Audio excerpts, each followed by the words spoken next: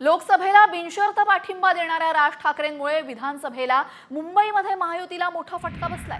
त्यामुळे सावध झालेल्या भाजपाने नवी रणनीती आखल्याचे संकेत फडणवीसांनी दिले। त्यावरचाच हा स्पेशल रिपोर्ट। बीएमसी जिंकण्यासाठी भाजपाची नवी खेळी।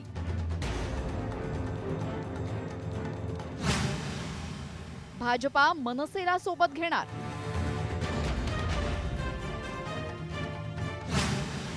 देवेंद्र फडणवीसांचं सूचक वक्तव्य। जिथे शक्य असेल तिथे आम्हाला सोबत येता आलं तर आम्ही प्रयत्न करू। राज ठाकरे विधानसभेला महायुतीत सहभागी होण्याची चर्चा रंगली होती। मात्र राज ठाकरेंनी महायुतीत सहभागी न होता राज्यातील 128 जागांवर उमेदवार रिंगणात उतरवले। त्यातील एकही उमेदवार विजयी झाला नाही। मात्र त्यानंतरही आगामी मुंबई महापालिका निवडणुकीत युती करण्याचे संकेत नवनिर्वाचित मुख्यमंत्री देवेंद्र फडणवीसांनी दिलेत। तर राज ठाकरेंबाबत उपमुख्यमंत्री एकनाथ शिंदे निर्णय घेतील असं शिंदे गटाने स्पष्ट केलेलं आहे। मला असं वाटतं की त्यांचे आणि आमचे विचार हे मोठ्या प्रमाणात मेळ खातात। त्यामुळे सरकारसोबत त्यांना ठेवण्यात आम्हाला निश्चितपणे रस आहे, आम्हाला आनंद आहे। आणि महापालिकेच्या निवडणुकीमध्ये जिथे शक्य असेल तिथे आम्हाला सोबत येता आलं तर आम्ही प्रयत्न करू। येणाऱ्या महानगरपालिका असतील किंवा स्थानिक स्वराज्य संस्थेच्या काही निवडणुका असतील, यामध्ये मनसेबरोबर युती करावी किंवा करू नये किंवा इतर पक्षांबरोबर युती करावी, या संदर्भातले सर्व निर्णय हे आमच्या पक्षाचे मुख्य नेते आणि उपमुख्यमंत्री माननीय एकनाथ शिंदे साहेब घेतील। त्याचप्रमाणे महायुतीतील काही वरिष्ठ नेते आहेत, हे एकत्र बसून यावर चर्चा करून निर्णय घेतील। लोकसभेला महायुतीला बिनशर्त पाठिंबा देणाऱ्या राज ठाकरेंनी विधानसभा निवडणुकीत एकला चलोरेची भूमिका घेतली। मात्र त्याचा फटका ठाकरे गटाला बसण्याऐवजी महायुतीलाच बसल्याचं आकडेवारीवरून दिसून येतंय।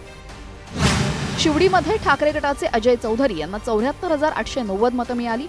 मनसेचे बाळा नांदगावकर यांना 67,750 मतं मिळाली। विजयी मताधिक्य ठरलं 7,140। माहीम मतदारसंघामध्ये ठाकरे गटाचे महेश सावंत यांना 50,213 मतं मिळाली। सदा सरवणकर शिंदे गटाचे त्यांना मिळाली 48,897 मतं। मनसेला मिळालेली मतं 33,062। विजयी मताधिक्य 1,316। वरळी मतदारसंघामध्ये ठाकरे गटाचे आदित्य ठाकरेंना 63,324 मतं मिळाली। शिंदे गटाचे मिलिंद देवरा यांना 54,523 मतं मिळाली आणि मनसेची मतं 19,367 आणि विजयी मताधिक्य 8,801। दिंडोशी मतदारसंघामध्ये ठाकरे गटाचे सुनील प्रभू यांना 76,437 मतं मिळाली। शिंदे गटाचे संजय निरुपम यांना 70,255 मतं मिळाली। मनसेची मतं 20,309 आणि विजयी मताधिक्य 6,182। वर्सोवा मतदारसंघामध्ये ठाकरे गटाचे हारून खान यांना 65,396 मतं मिळाली। भाजपाच्या भारती लवेकर यांना 63,796 मतं मिळाली। मनसेची मतं 6,752 तर विजयी मताधिक्य अवघं 1,600 मतांचं। जोगेश्वरी पूर्वमध्ये ठाकरे गटाचे बाळानर यांना 77,044 मतं मिळाली। शिंदे गटाच्या मनीषा वायकर यांना 75,503 मतं मिळाली। मनसेची मतं 12,805 तर विजयी मताधिक्य अवघं 1,541। विक्रोळी मतदारसंघामध्ये ठाकरे गटाचे सुनील राऊत यांना 66,093 मतं मिळाली।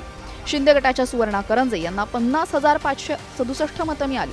मनसेची मतं 16,813 तर विजयी मताधिक्य 15,526 मतांचं।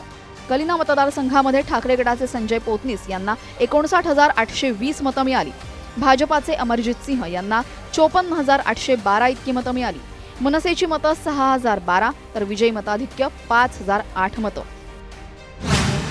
मुंबईत ठाकरे गटाचे 10 आमदार विजयी झाले। त्यापैकी 7 जागांवर मनसेच्या उमेदवारामुळे ठाकरेंना फायदा झाल्याचं चित्र आहे।